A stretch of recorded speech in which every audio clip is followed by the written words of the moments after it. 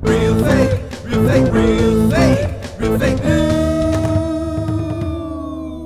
Welcome to the Real Fake News. I'm your host, Jesse Bertel. Today I will discuss the campaign coverage of the 2016 Democratic primaries in a little game I call Real Fake News. Let's play Real Fake News.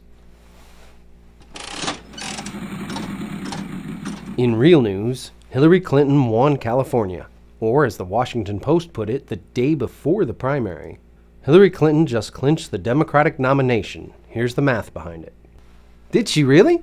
That was easy. She didn't need California after all. No need for Bernie Sanders and all his supporters to show up at the convention then, right? Not exactly. Not according to the United States government election webpage. On usa.gov/election, it clearly states, in 2016, a Democratic candidate must receive 2,383 of the estimated 4,765 delegates to become the party's nominee.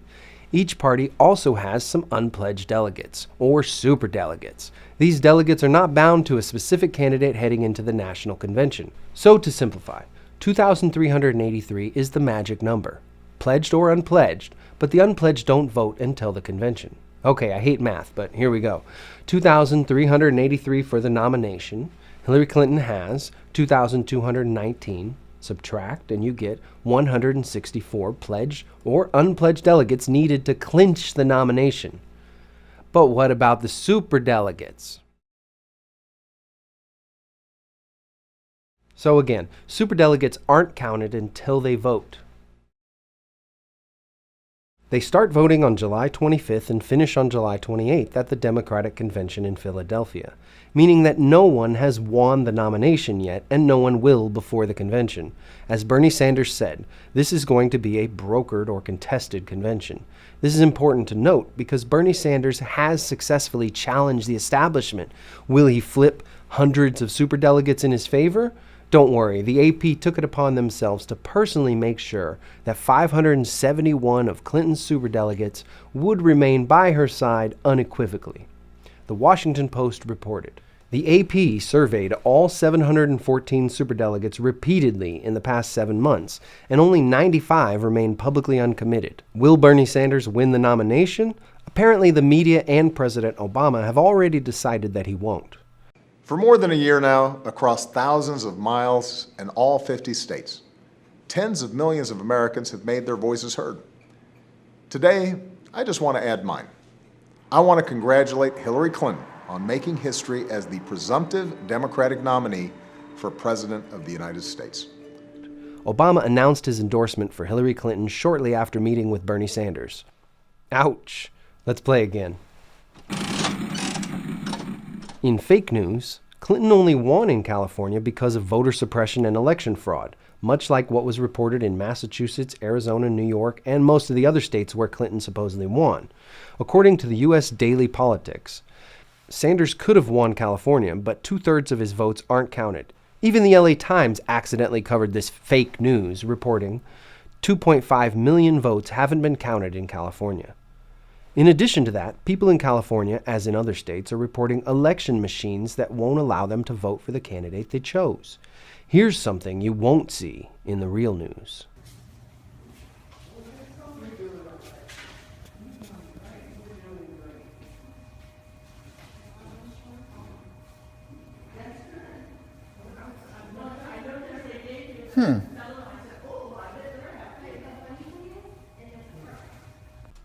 Seems pretty fishy to me. Are the media and DNC trying to manufacture this election? CommonDreams.org reported. Christina Bellatoni tweeted, the images in this email are labeled Secret Win. If you look closely at the top of the browser, this web page is labeled Secret Win, and it is dated 2 days before the election in California. Now that's some fake news for you. Will the DNC honor the rules and proceed with a contested convention? According to The Hill, the DNC avoids calling Clinton the presumptive nominee. The Democratic National Committee has not labeled Hillary Clinton as the party's presumptive nominee, despite recognition from the president, a state party, and the media that she has amassed enough delegates to secure the presidential nomination. Unless they change the rules, this will be what is called a brokered or contested convention. But the news media will probably call it an open convention to make it sound more happy. So as long as Bernie Sanders doesn't concede, he still has a chance to convince the superdelegates to change their mind. I look forward to the full counting of the votes in California, which I suspect will show a much closer vote than the current vote tally. I spoke briefly to Secretary Clinton on Tuesday night, and I congratulated her on her very strong campaign. I look forward to meeting with her in the near future to see how we can work together to defeat Donald Trump and to create a government which represents all of us and not just the 1%. Thank you very much. That doesn't count. Let's play again. In real news, there's nothing wrong with your air, water, or food supply. Everything's fine. Quick, look at Donald Trump. Look what he just did. They're bringing drugs, they're bringing crime, they're rapists, and some, I assume, are good people. Very funny media. I'm not falling for that. As I was saying, the disaster in Flint, Michigan is completely isolated. Or is it? According to the New York Times, Flint is in the news, but lead poisoning is even worse in Cleveland. We're building a wall. He's a Mexican. Hey, get that clip out of here. Cut that out. Who's running the graphics? This is my show. We're not doing that. We're not acting clearly. We're not talking clearly. We've got problems. If we don't get tough, and if we don't get smart and fast, we're not going to have our country anymore. There will be nothing, absolutely nothing left. Did he really say that? We need to stop this guy. If he's president, there won't be anything left. What was I talking about? I forgot. Let's play again. In fake news, Trump is not the only one building a wall. Clinton is building one to keep out the Americans. According to Newsmax, a security wall will surround the Democratic convention in Philly. Because what says democracy better than a giant wall between the voters and the candidates? Trump supporters would be proud. Actually, Trump supporters have a lot in common with Sanders supporters. I mean, other than the racism, fascism, bigotry, idiocy, homophobia, and xenophobia. But the good stuff, like, both sides want to end corporate welfare. Well, that may be the only thing. Let's build on that. Let's try to find common ground. We aren't going to make any progress through anger and hatred and fear. Those are the tools of the war machine. Fear is the path to the dark side.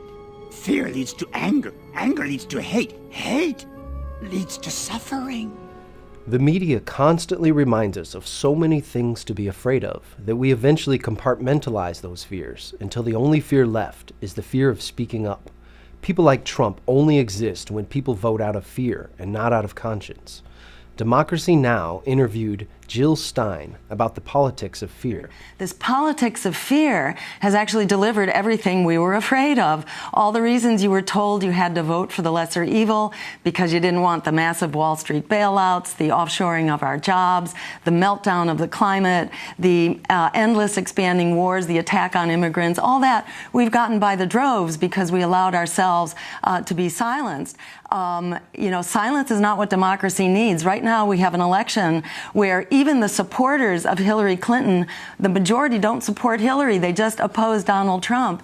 Fear and anger are the motivations of conservatives. If you consider yourself a progressive, you probably are motivated by your conscience. We need to differentiate ourselves from the politics of fear.